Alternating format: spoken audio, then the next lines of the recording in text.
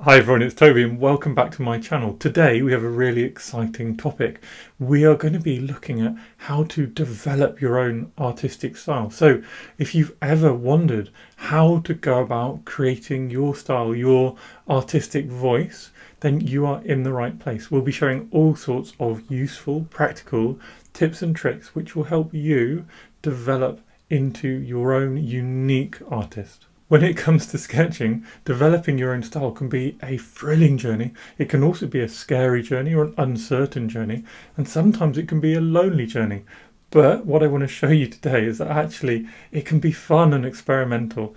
And also, I'd love to mention that if you do feel alone in this journey, not only are you sort of more than welcome to join me here on YouTube, I also have my Sketch Loose courses, and there is a really amazing active community of people all developing their own loose sketching style, sharing all their art and having a heap of fun. So if you want to join me over there, please do. But otherwise, stick here and let's think about some practical tips where today you can start to develop your own style. Now, the first thing that we need to do to discover our style is to discover and experiment with different mediums. Now, I love my ink and watercolors, but even now I still experiment with ink, soluble ink, changing my watercolors around. But you can go wilder than that. Why not try some acrylics, get some pastels out, or use some coloured pencils? For me, I went through various phases from pastel portraits, acrylic still lifes, to really big seascapes.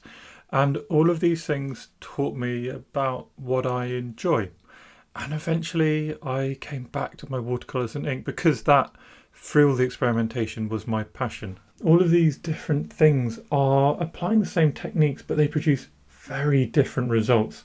So explore and experiment. Don't feel tied down to one thing too early, because you may love something, but you may absolutely adore the next thing you try. One note is, while experimenting, it's not important to buy expensive things. There are loads of expensive things out there, but actually these expensive paints, these expensive brushes make a little bit of difference. What makes a huge amount of difference is experience and just simple confidence. So whilst experimenting, don't feel you need to buy the best of the best. Just explore and have fun. Next, you need to study and get inspired. Now, when I say study, maybe you're imagining books and books and books, but no, that's not what I mean. When I developed my style, what I did was I used Instagram and I looked at what other people are doing and I thought, I really like this. How can I achieve that? How can I get close to that?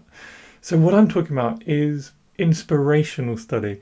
It's going on YouTube and finding videos you like. It's finding a really great artist whose art you like and sort of dissecting what it is about their art that you enjoy and translating it back into your art. Now, I talked about all of this in a video where I talked about 5 amazing artists that you should follow on Instagram.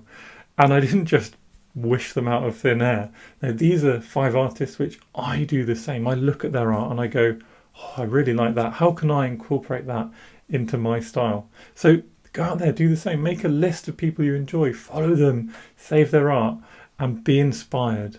Now, the next thing, is the one that you know is coming, and it's practice. Practice, practice, practice. But when I say practice, I don't mean relentless sort of exercises. I don't mean drawing a box and another box and another box. I just mean sketching, drawing, creating. Now, the most important thing is that as we create, we'll accept that nothing's going to be perfect, and we will learn through reflecting on what went well, reflecting about what we enjoyed, and doing more of that. And when things didn't go well, work out why not, what it is that you didn't like about that, and think about how you can change that in the future. But we can only learn by things going wrong and by working out why they went wrong and changing it. So don't be scared of practice. Use practice as a creative outlet rather than something to fear or worry about. Now, the next tip is one you hear from me all the time, and that is embrace your imperfections. Embrace them, love them, enjoy them. The thing about imperfections is that they're there in everyone's style. They're there for everyone. In fact, the imperfections you see can often become the defining characteristic of your art. It can often become exactly what makes your art, and it becomes something people are jealous of. So don't run away from imperfections. Just like in the previous tip, imperfections will help you learn and evolve. They can also become something that you absolutely love and that makes you unique.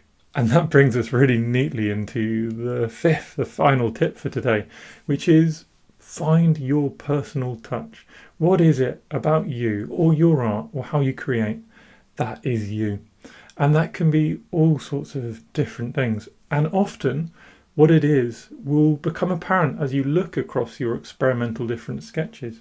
Perhaps you notice that as you draw in pencil, you paint in acrylics, or you sketch in watercolours, that you love popping little red chimneys up on top of your houses. Perhaps it's something about how you see shapes or leave negative space.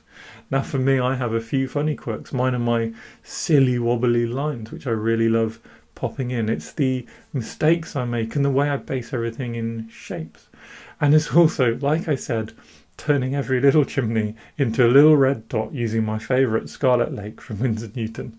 And these are the things which are things I love about my art, which make my art, and which I really enjoy and just give me a sense of fun in my personal style. So go out there, find your personal things and play to your strengths. Don't try and be all things to all people, but try and be the best you that you can be. So there are the key tips to creating your own style. And of course there are loads more. And I would love to see your tips down in the comments below. So let me know. Remember, every journey is unique, and hopefully the tips I've given you are flexible enough to allow you to express yourself. If you do fancy coming along and joining in my course, you'll find a link down below and in the comment, which I'll pin just below this video. But otherwise, follow me here, let me know in the comments what you think and how far along your journey are you? Are you all the way at your unique style? Or are you still at the beginning and working out exactly the direction you might want to go? So thank you everyone for watching my little sketching videos. If you enjoy my content, please do subscribe to my channel because it makes me really, really happy. Thanks again.